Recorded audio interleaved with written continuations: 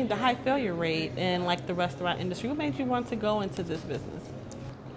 Well, I went into it way before what's going on now, but with the failure rate thing, without risk, there's no reward. So I worked a regular job for the government, and I knew once I retired, I need to have something else I could do. I was working with real estate, and I just ventured into the coffee business.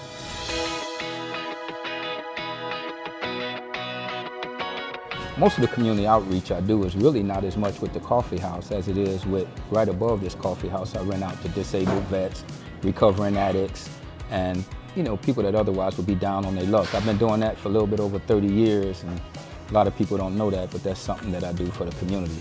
In addition to that, on the coffee house piece, all the art you see in here, when we have comedians or when we have musicians or DJs, it's from the community, and I make sure I hire from within. Well, when I put this together, I want it to be like an extension of one's home. Hardwood floors, nice black art, some Erykah Badu jamming in the back, little fireplace. It has this feel like when you walk in, it kind of wraps his arms around you, make you want to stay a while.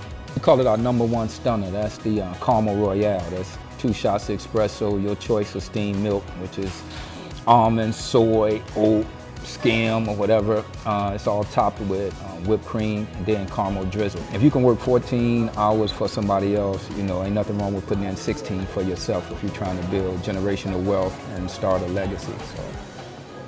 So, during the protests, with me being in law enforcement, of course, a lot of my guys was mobilizing to go to my places, but before they can get there, the Nation of Islam was in front of my spot on 47th. I came at a 43rd. It was a group of preachers and from the church that come here and everything. I went to Hyde Park, and all the community and the neighbors were standing around my spot. It really brought tears to my eyes. It was like, you will not touch these places.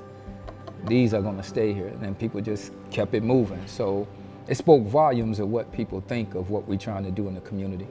My reaction probably was like most people for the COVID when it hit, was fear. There's something about not knowing something, the fear of the unknown. As we start to learn more about what was going on, I knew it was time for us to pivot.